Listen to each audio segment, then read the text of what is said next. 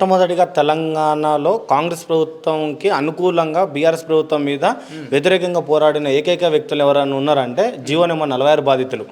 అంటే మా చేత ధర్నాలు, ముట్టడులు, అన్ని విధాలుగా మమ్మల్ని వాడుకొని న్యాయం చేస్తాం, జీవో నెంబర్ 46ను వెంటనే రద్దు చేసి ప్రతి ఒక్క గ్రామీణ ప్రాంత విద్యార్థికి న్యాయం చేయాలని సాక్షాత్తు అసెంబ్లీలో ఈరోజు డిప్యూటీ సీఎం అయిన బట్టి విక్రమార్క గారు, శ్రీధర్ బాబు గారు, సీతక్క గారు అందరూ మాట్లాడారు.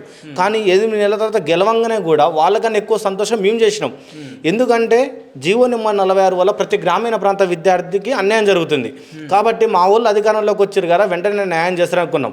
8 నెలల తర్వాత కూడా 8 నెలల నుంచి ఒకటి మధ్యలో కమిటీ వేసి అది కాలయాపన చేశారు. ఆ కమిటీ వేయడంలో కూడా ఏమైంది, ఏ జిల్లాలో అయితే నష్టపోయినాయో ఉమ్మడి నల్లగొండ, ఉమ్మడి ఖమ్మం, ఉమ్మడి వరంగల్, ఉమ్మడి మహబూబ్ నగర్ జిల్లాలో, ఉమ్మడి కరీంనగర్ నుంచి కూడా ఒక్క మినిస్టర్ని కూడా అందులో పార్టిసిపేట్ చేయకుండా ఎక్కడో లబ్ధి పొందిన జిల్లాల నుంచి కమిటీ చేయడం వల్ల వాళ్ళు అసలు పట్టించుకునే లేదు. ఈ 4 జిల్లాలే కారణం. ఎందుకంటే 48 సీట్లు వచ్చినాయి మాకు. మేము ఎన్నుకున్న ఎమ్మెల్యేలు అందరూ కూడా వెళ్ళి వినతి పత్రం ఇచ్చిర్రు, అల్లరి చెయ్యండి అని. ఉన్న ఎమ్మెల్యేలు 48 మంది ఎమ్మెల్యేలు పోయి చేయమని ఇచ్చిర్రు, అసెంబ్లీలో మాట్లాడి అన్ని చేసిర్రు. అసలు చెయ్యడానికి ఇక్కడ ఎక్కడ వస్తుందంటే, మేము ఈ 48 మంది ఎమ్మెల్యేలకు ఓటేసి దండాలు పెట్టి ఓట్లు వేయించినాం. వీళ్ళకి కాదు ఓట్లు వేయాల్సింది. మా నెత్తిన కూర్చున్న యముడైనా ఆంధ్ర అధికారి అయినా వివి శ్రీనివాసరావు కాళ్ళు పట్టుకున్నట్టు, ఒక ఆంధ్రోని కాళ్ళు పట్టుకున్నట్టయితే మాకు న్యాయం దక్కేదనమాట. ఈ 48 మంది ఎమ్మెల్యేలు మాకు లోకల్గా హామీ ఇచ్చినాం అని సీఎం చెప్తే ఈ సీఎం నమ్మట్లేదు, ఈ ఆంధ్రాధికారి మాటలు నమ్ముతున్నాడు. ఏ ఆత్మగౌరవం దెబ్బతింటుందని తెలంగాణ విద్యార్థులు ఆత్మ బలిదానాలు చేసుకున్నారో ఇవాళ అదే ఆంధ్రాధికారి చేతిలో గ్రామీణ ప్రాంత విద్యార్థుల యొక్క భవిష్యత్తు పెట్టిరు. ఎందుకు పెట్టిరో అర్థం కావడం లేదు. 48 మంది ఎమ్మెల్యేలు చెప్పిర్రు, ఎలక్షన్లో హామీ ఇచ్చిర్రు, ధర్నాలు చేపించారు, మీ డబ్బులతో దీక్షలు పెట్టిరు, మా మీద కేసులు అయ్యేలా చేశారు, ముట్టలు చేపించారు, బీఆర్ఎస్ గవర్నమెంట్ దించేలా చేసిర్రు. ఇప్పుడు ఏం చేసిర్రు, మీరు అందరం ఎక్కిన తర్వాత మమ్మల్ని పాతాళంలోకి తొక్కుతారు.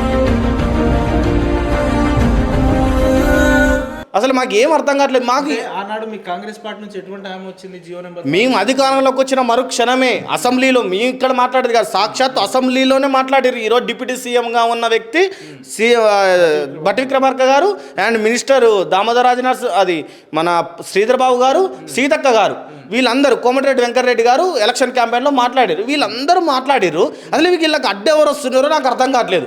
ఈ ఆంధ్ర అధికారి మాటలే నమ్ముతారు, లా సెక్రటరీ చెప్పిన మాటలు వినట్లేదు, హోమ్ ప్రిన్సిపల్ సెక్రటరీ చెప్పిన మాటలు వినట్లేదు. కోర్టు సీజే గారు మొదటి కోర్టులో 20 మంది పోస్టులు పక్క పెట్టమని కోర్టు అయిన కేసు కరెక్ట్ అయింది. తర్వాత 27వ కోర్టులో డివిజన్ బెంచ్ 2కి వచ్చిన కోర్టులో కూడా సూపర్ న్యూమరీ పోస్టులు పెట్టని ఇంట్రీ ఆర్డర్ ఇచ్చిన కోర్టు కరెక్ట్ అయింది. కానీ డివిజన్ బెంచ్ 2కి వచ్చేసరికి ఎట్లా తప్పైంది ఆ కేసు అనేది మాకు ఇంకా అర్థం కావట్లేదు. ఊరిచ్చి మీకు న్యాయం చేస్తామని చెప్పి 30 లక్షలు మొత్తం తాకట్లో పెట్టి క్యాటరింగ్లో పోయి అవమానాలు ఎదుర్కొన్న తర్వాత కేసు డిస్మిస్ అని వచ్చింది. ఎట్లా వచ్చింది? మా కేసు ఓడిపోతామని మినిస్టర్లే ముందు చెప్తున్నారు. ఎట్లా ఓడిపోతుంది వాళ్ళకి ఎట్లా తెలుస్తుంది? హైకోర్టు జడ్జిమెంట్ ఏమిస్తుందో నెల రోజుల క్రితమే మినిస్టర్లు చెప్తున్నారు. ఎట్లా చెప్తున్నారు? అసలు దీన్ని అనుకున్న మర్మం ఏంది? అసలు గ్రామీణ ప్రాంత విద్యార్థులు అంటే అంత చులకనేంది? మాకు ఏం అర్థం కావట్లేదు. మీరే కదా మాతోటి పెట్టించింది, చెప్పారు కేసు డిస్మిస్ అవుతాను 1 మంత్ క్రితమే చెప్పారు. అదే అర్థం కావట్లేదు. అదే అసలుకి మాకు మేము ఆగస్టు 28వ తారీఖు మేము చచ్చిపోయినాం ఆల్రెడీ. ఆ కేసు మరుక్షణం అదే హైకోర్టు ముందు చచ్చిపోయిన, ఏదో మానసికంగా ఇంట్లో తల్లిదండ్రుల కోసం ఈ దేహాలు మాత్రమే కనబడుతున్నాయి. ఏం మాట్లాడకన్నాం అన్న, ఏం చేయమంటావు? ఇది పట్టుకో, అసలుకి ఏం చేయాలో కూడా అర్థం కాని పరిస్థితిలోకి వెళ్ళిపోతున్నాం అన్న. 16 మంది విద్యార్థులు చచ్చిపోయారు. 16 మంది విద్యార్థులు చచ్చిపోయారు. ఏ ముఖాలు పెట్టుకొని మా దగ్గరికి రేపు ఓట్లాడటానికి వస్తారన్న? మొదటగా బెంచ్ మీదకి వచ్చినప్పుడు స్టేటస్ ఎట్లుండే, ఈ రోజు ఎట్లుందంటే మొదటి స్టేటస్ బెంచ్ మీదకి రాగానే చీఫ్ జస్టిస్ ఆఫ్ తెలంగాణ 20 మంది, అంటే పిటిషనర్స్ 20 మందే ఉన్నారు కదా, ఇది చాలా క్రిటికల్ కేసు, విద్యార్థుల వైపు న్యాయం ఉంది కాబట్టి ఫస్ట్ పిటిషనర్స్ పెట్టండి అని చెప్పిండు. జడ్జిమెంట్ ఇవ్వద్దు అని స్టే ఆర్డర్ తీసుకొచ్చి స్టే ఆర్డర్ని ధిక్కరించి ఇచ్చిండు. రిజల్ట్ ఇచ్చేసిండు.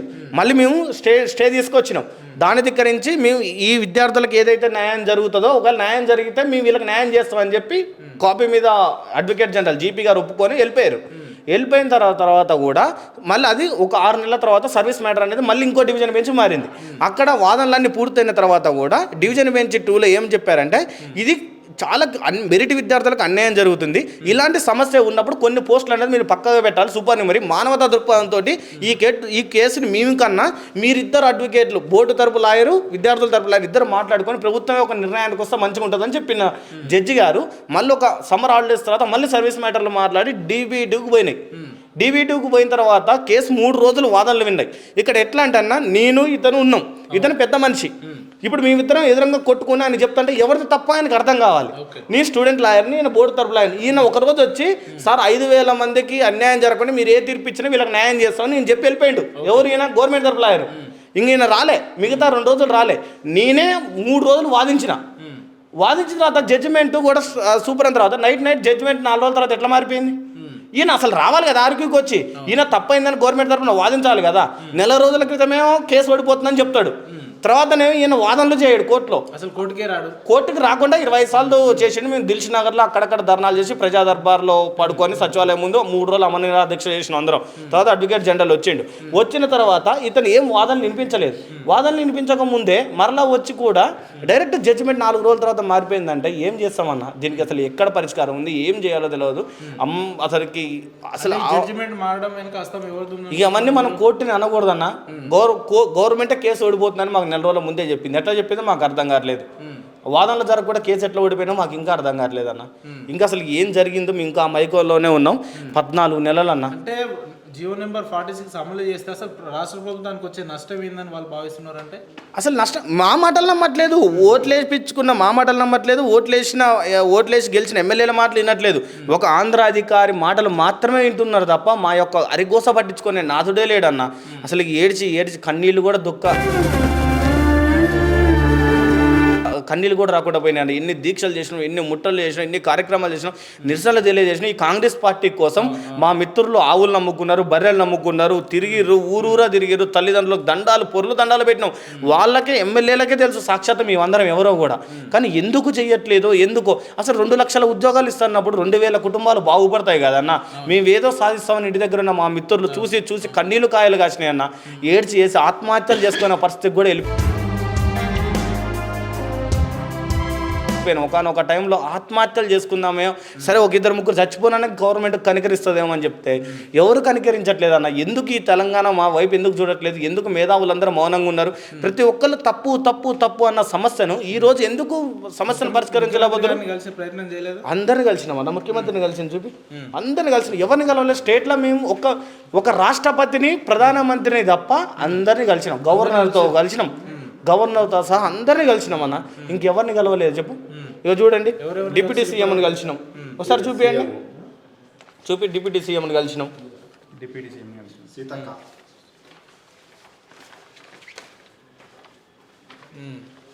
ఎట్లా మీరు పోయిన తర్వాత వాళ్ళ రెస్పాన్స్ ఎట్లుండే? చేస్తాం.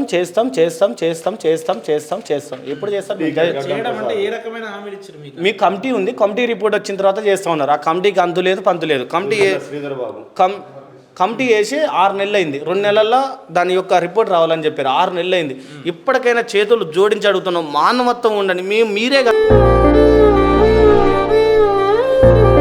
మాకు అసెంబ్లీలో మాట్లాడింది, మీరే న్యాయం చేయాలని చెప్పారు కదా. ఎందుకు అధికారంలోకి రాగానే మా హింస, మా గోస కొట్టుకుంటున్నారు?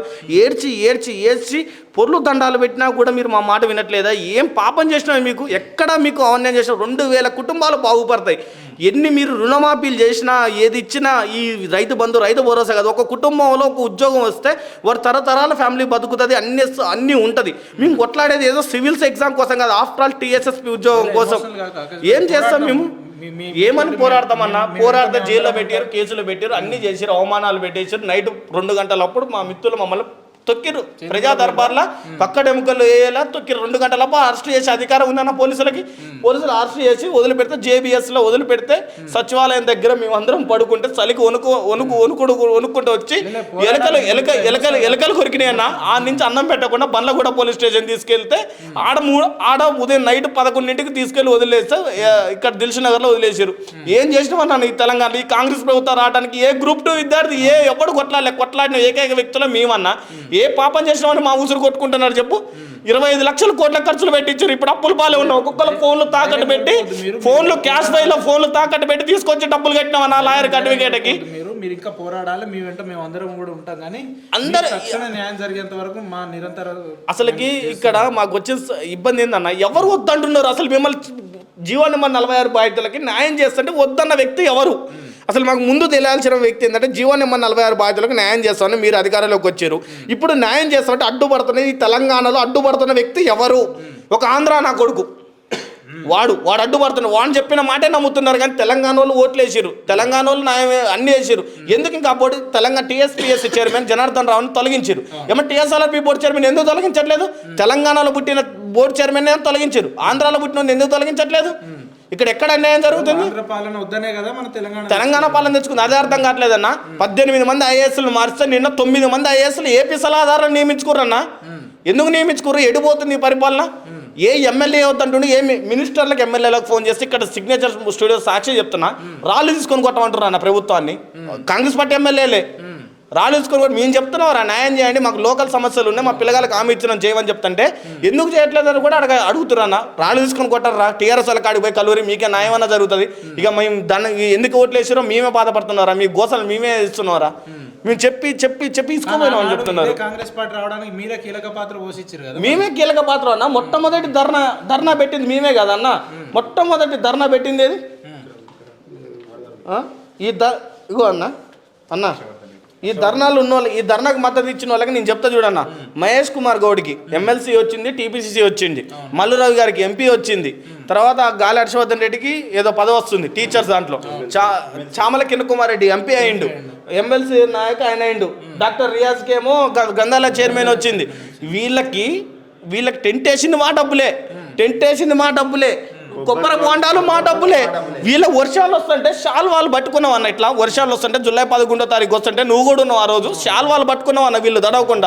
వీళ్ళని దడవకుండా మా సొక్కాలను అడ్డు పెట్టిన వీళ్ళు దడవకుండా మేము పస్తుల బండి వీళ్ళ కొబ్బరి బొండాలు తప్పించినాం. వీళ్ళు వాళ్ళందరూ ఎక్కారు. ఏం మనసు అన్న, ఈ వీడియో చూసిన ప్రతి ఒక్కరు గుర్తుపెట్టుకోవాలి. నా ముఖం తెలియదా మీ అందరికీ?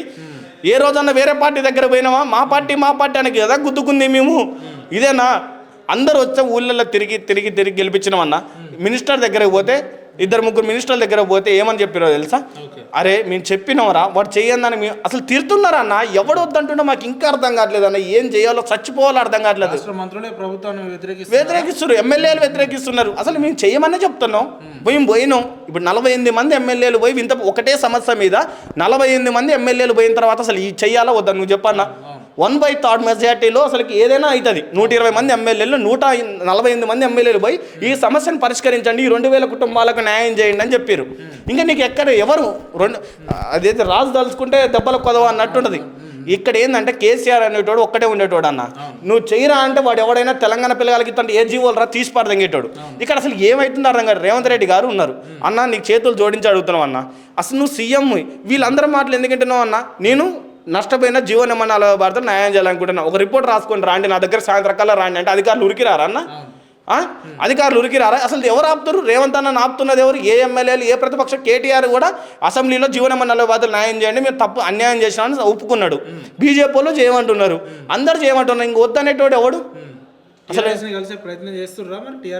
సాక్షాత్ మేము ఆయన దగ్గరికి పోకపోయినా కూడా మా వల్ల తప్పు జరిగింది అని అసెంబ్లీలో ఆన్ రికార్డులో జీవో నెంబర్ 46 బాధ్యులకు న్యాయం చేయండి అని క్లియర్ కట్ చెప్పేసిండు. మేము ఎలాంటి అడ్డంకులే, మా వల్ల కొన్ని కుటుంబాలు అన్యాయం అయిపోయినాయి అన్న. 2000 కుటుంబాలన్న. 2000 కుటుంబాలంటే అసలు దాదాపు ఒక 4 వేసుకున్నా కూడా 80,000 మంది విద్యార్థులు అన్న. 46 బాధితులు ఎంతమంది ఉన్నారు? దీనివల్ల ఉద్యోగం రాలేదనుకున్న వాళ్ళు 1,80,000 మంది అన్న. అంటే జీవో నెంబర్ 46 వల్లనే నాకు ఉద్యోగం కోల్పోయిందనే, కోల్పోయిందని 1,00,000 మంది. అంటే ఒకవేళ తీస్తే అంతమందికి రాదు కాబట్టి 2,000 కుటుంబాలు బాగుపడతాయి అన్న. 2,000 కుటుంబాలు బాగుపడతాయి. కానీ ఎక్కడ అన్యాయం జరుగుతుందో, ఎక్కడ ద్రోహం చేస్తున్నారో, ఈ సమాజంలో ఎడిపోతున్నామో అర్థం కావట్లేదన్న. మధ్యాహ్నం 12 గంటలకు కూడా రన్నింగ్ కొట్టగల శక్తి ఉన్న గ్రామీణ ప్రాంత విద్యార్థులను వదిలిపెట్టి 60-70 మార్కులు అంటే వాడిని ఈవెంట్స్, ఒక గ్రామీణ ప్రాంత విద్యార్థి కొట్టిన ఈవెంట్స్ మార్కుల మందం కూడా రాని వాడికి ఉద్యోగం ఇస్తాయి. మా కళ్ళ ముందర వాడు ట్రైనింగ్ పోయి మమ్మల్ని ఎగతాళి చేస్తుంటే నువ్వు ఒకటి అబ్జర్వ్ చేసిన హైదరాబాద్ సరౌండింగ్లో 29 నియోజకవర్గాల్లో కాంగ్రెస్ పార్టీకి ఒక్క సీట్ రాలే. మరి ఫైనల్ ఏం చేద్దామంటారు? ఇప్పుడు కోర్టు కూడా మీకు వ్యతిరేకంగానే తీర్పిచ్చింది. దీన్ని ఎట్లా అధిగమిస్తారు? దీన్ని ఎట్లా ముందుకు తీసుకుపోవాలనుకుంటున్నారు మీరు? ఇప్పుడు కోర్టు వ్యతిరేకంగా ఇస్తుందని ఆల్రెడీ మాకు ముందే చెప్పినప్పుడు ఇప్పుడు రాజు తలుచుకుంటే దెబ్బలు కొదవలేనట్టు కమిటీ రిపోర్ట్ అనేది ఎప్పుడో వేసారు. మేము ఆ కమిటీ రిపోర్ట్ వచ్చేంతవరకు మేము బతుకుతామో చస్తామో తెలియదు. దయచేసి ఆ కమిటీ రిపోర్ట్ ద్వారా అయినా నష్టపోయిన గ్రామీణ ప్రాంత విద్యార్థులకు న్యాయం చేయగలరని 2 చేతులు జోడించి ఆ కమిటీ చైర్మన్ గారిని, అందులో ఉన్న సభ్యుల్ని వేడుకుంటున్నాం. ఇక మేము ఏజీలు కూడా లేవు, మీకోసం కష్టపడి కొట్లాడినాం, తిరిగినాం, అన్నీ చేసినాం, మా ముఖాలు అన్నీ తెలుసు. రోజు మీ ఇంటి ముందు అందరం తెలుసు. కాంగ్రెస్ పార్టీ అందరు 64 మంది ఎమ్మెల్యేలు ప్రతి ఒక్కరు గుర్తుపడతారు. మీరు ఒక్కటి కూడా మనసు ఆలోచన పెట్టి చేయండి. హైదరాబాద్లో ఒక్క సీటు కూడా కాంగ్రెస్ పార్టీకి రాలేదు. వచ్చిన ఏ జిల్లాలో అయితే నష్టపోయినాయో ఆ జిల్లాలు. రేపు మీరు సర్పంచ్ ఎలక్షన్లకి మా మొక్కలు చుట్టానికి రావాలి, లేదా సర్లే ఇక పోయింది అనుకుంటే 4 సంవత్సరాల తర్వాత అయినా మనసుకు తగిలిన గాయం సత్యంత వరకు మాందంటారు. మా పొట్ట మీద కొట్టారు, మా దెబ్బన ఎన్నో లాఠీ దెబ్బలు కొట్టినా కూడా మేము భరిస్తాం, కానీ మా ఆకలి పొట్ట మీద కొడితే మాత్రం మేము భరించలేం. దయచేసి ఇప్పుడైనా మానవత్వంతో న్యాయం చేయగలరని చేతులు జోడించి వేడుకోవడం తప్ప మిమ్మల్ని ఏమీ చేయలేము. ఎందుకంటే మీరు అధికారులు ఇంకో 4 సంవత్సరాలు ఉంటారు, మేమేం చేయలేం. దయచేసి ఈ 2000 కుటుంబాలలో వెలుగులు నింపి మీరు మా పాలిట దేవుళ్ళు అవుతారని అనుకుంటున్నాను తప్ప ఇంకేం అనుకోవట్లేదు సార్.